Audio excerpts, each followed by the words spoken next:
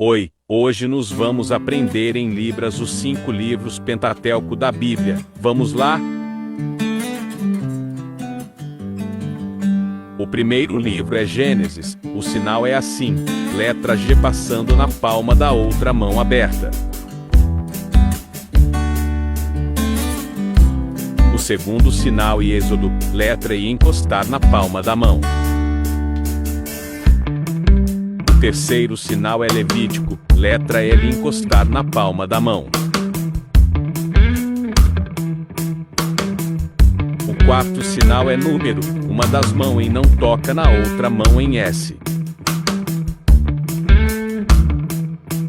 E o quinto sinal é Deuteronômio, letra D, encostar na palma da mão.